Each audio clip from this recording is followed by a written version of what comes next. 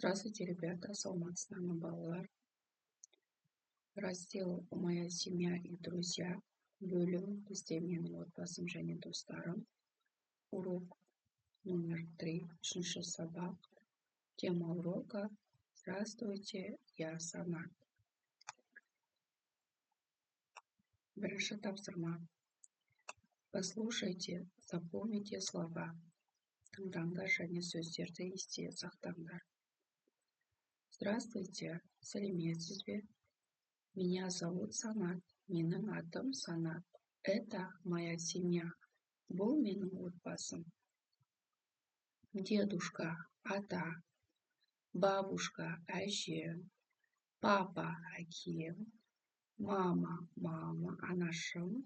Младший брат, кіші інім. Старшая сестра, үлкен әпкем.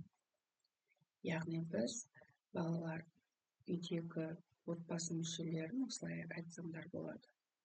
Слова предметы – это слова, которые называют предметы и отвечают на вопросы «кто что». Кто это? Это брат. Что это? Это книга. Упражнение номер 2. Екінші тапсырма. Рассмотрите картинки, ответьте на вопросы. Суретке қарап, сұрақтарға жауап беріңдер. Образец, үлгі. Кто это? Это мама. Кто это? Это дедушка. Кто это? Это бабушка. Кто это? Это папа.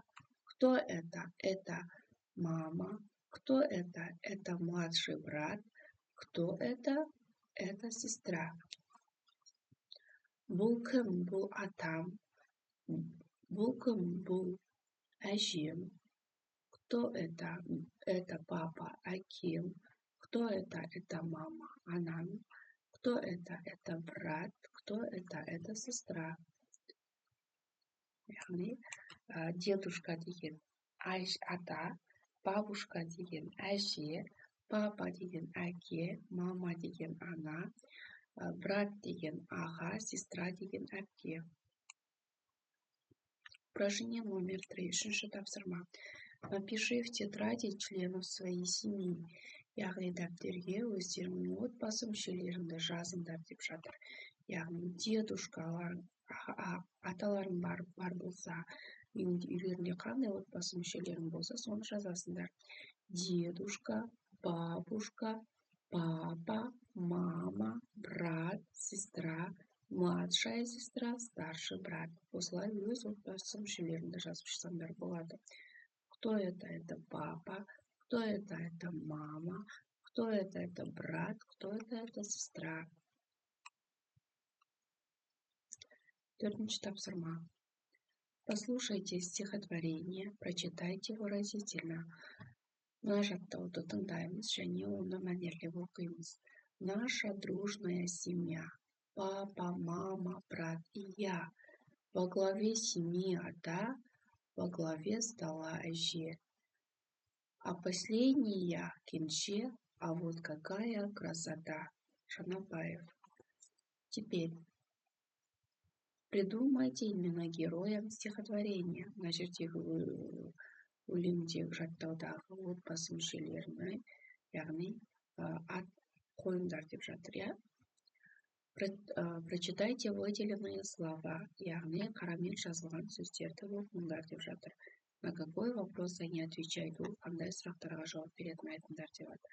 Семья, отбасы, дружная, тату. О людях, зверях, птицах, рыбках, насекомых спрашивает кто. И других предметах что? Яғни адамдарға, жануарларға, құстарға, балықтарға және жәндіктерге біз қандай сұрақ қояды екенбіз? Кім деп, жаны бар заттың барлығына. Ал өзге заттарға что? Яғни не деп сұрақ қояды екенбіз?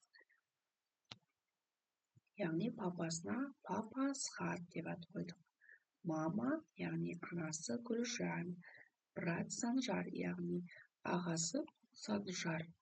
Ата Боранбай, атасы кім? Боранбай. Ал әже Заңзагүл, әжесінің аты Заңзагүл. кенже яғни ең кіші баланы бізде кенже дейді, соның аты Сапар екен. Яғни енді осы белгіленген сөздерді біз не істеуіміз керек? Сұрақ қоюымыз керек. Кто? Папа, мама, брат, ата, әже, кенже деп. Ал 5-ші тапсырмада біздерге прочитайте предложение, что есть у саната. Сөйлемді оқыңдар және санатта не бар екенін айтыңдар деп жатыр. Яғни біреуде заттар, қандай заттар бар екенін білу үшін қалай айтады екенбіз? У саната есть что? У саната есть книга. Яғни санаттың несі бар? Кітабы бар. У саната есть что? У саната есть компьютер. У саната есть что? У саната есть мяч. Яғни санатта доп бар. У саната есть что? У саната есть стол. Яғни сабақ дайындайтын столы бар, иә. Енді назови слова, которые отвечают на вопрос что. Яғни не деген сұраққа жауап беретін сөздерді не қыл деп жатыр? Табыңдар деп жатыр. Яғни что книга, что компьютер, что мяч, что стол. Книга деген ол бізде не? Кітап, дұрыс айтасыңдар балалар. Енді 6-шы тапсырмада прочитайте, оқимыз. Бұл сөйлемді жалғастырады екенбіз, иә? Яғни енді кет балалар оқимыз. Здравствуй, сәлеметсің бе? Как тебя зовут? Сенің атың кім? Меня зовут Айгуль. Менің атым Айгуль. А тебя как зовут? Ал сенің атың кім деп жатыр? Меня зовут Санат. Менің атым Санат. У меня есть, яғни менде не бар? У меня есть старший брат. А у моей семьи есть кто? Есть дедушка и бабушка. А у тебя, дейді, ал сенде, дейді, у меня есть старший брат. Яғни менің үлкен ағам бар деп жатыр. Яғни балалар, бүгінгі сабақтағы сөздіктерді дәптерлеріне жазып алыңдар. Жазып алып, апайларына сол сөздіктерді айтып береміз. Жарайды ма? Осымен сабағымыз аяқталды. Каналыма тіркеліп лайк басып кетіңдер. Сау болыңдар.